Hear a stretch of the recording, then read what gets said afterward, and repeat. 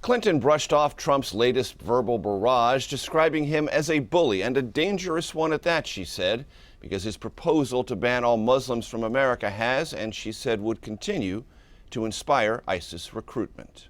His bigotry, his bluster, his bullying have become his campaign. Hillary Clinton, in an interview with the Des Moines Register, said she wasn't surprised by GOP frontrunner Donald Trump's questionable use of this vulgar Yiddish term. She was favored to win, and she got On the trail, Clinton instead opted to attack Trump's proposal to ban Muslims from entering the U.S. Go ahead. And his unfiltered campaign style. It is not the kind of language somebody running to be president of the United States should be using. Even one of Trump's GOP rivals, Jeb Bush, said the frontrunner's attack strengthened Clinton's hand. She's great at being the victim. You know, this will enhance her victimology status. It's not a sign of strength to insult people with profanity. Trump's closest rival in Iowa, Texas Senator Ted Cruz, is also showing momentum nationally, drawing within 4 points of Trump in the latest Quinnipiac poll. This is turning more and more into a two-man race between Donald Trump and me. We're seeing the Washington establishment in utter disarray because the American people are fed up with Washington. They're fed up with being lied to. With Cruz's climb in the polls has come increased scrutiny. This Washington Post editorial cartoon depicting his children as holiday props drew Cruz's wrath, inspired by this lighthearted ad. And if you act now, a parody that features Cruz and his children reading conservative Christmas stories. I'll use my own server, and no one will be the wiser. The candidate quickly denounced the cartoon, demanding on Twitter that the Washington Post leave his children alone.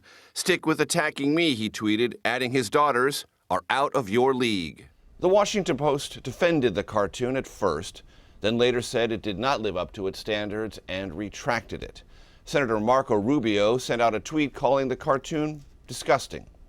And by late last night, the Cruz campaign was sending out fundraising emails asking for emergency contributions. The subject line read, "They attacked my children." Megan Ann Marie. So, Major, let's turn back to Trump and Clinton for a moment. We see Hillary taking the high road instead of engaging in direct insults. But when it comes to a candidate like Donald Trump, does that strategy work?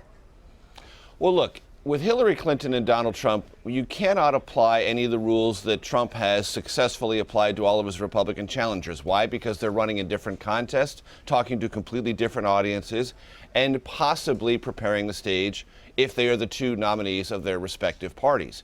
So this engagement is fundamentally different than what Trump does with Republicans, or for that matter, what Hillary Clinton does with Bernie Sanders or Martin O'Malley.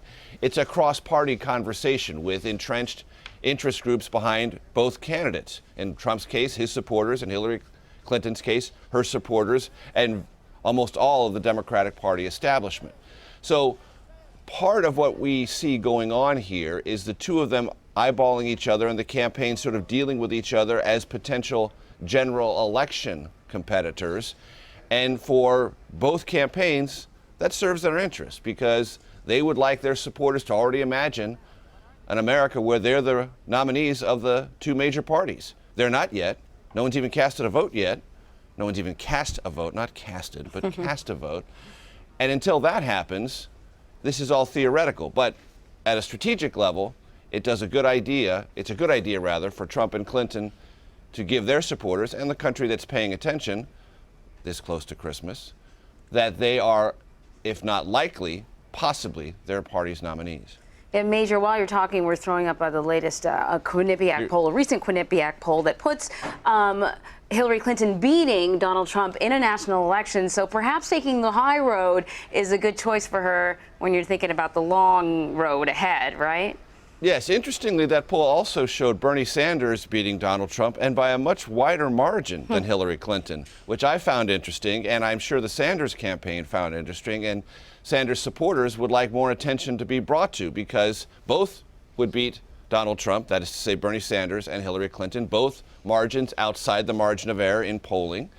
But Sanders much larger, I think by more than 10 points, a sizable margin over Hillary Clinton's projected defeat of Donald Trump. So that means both of the two Democrats running for the nomination are well positioned currently against Donald Trump.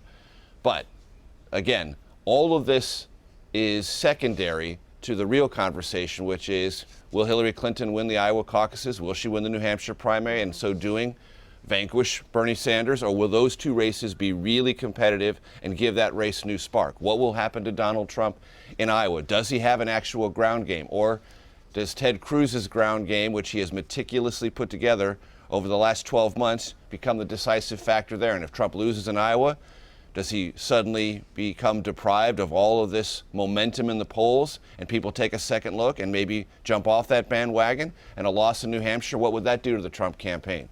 All of these things are great variables, meaning Iowa and New Hampshire, always crucial in this nominating process. I don't think have ever been more important, certainly in the Republican conversation, than they will be in 2016, and they'll be very important for the Democrats as well. Fox Business, Major, has just announced they will reduce the number of candidates on the primetime debate stage next month to about 5 or 6. Tell us more about this and who could potentially be in danger.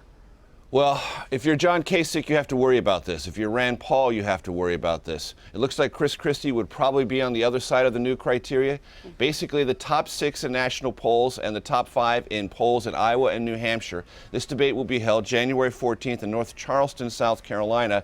So essentially, Fox Business Network is suggesting that this field is going to get narrowed eventually, and they're going to begin to narrow it even before the voters in the Iowa caucuses on February 1st begin that process.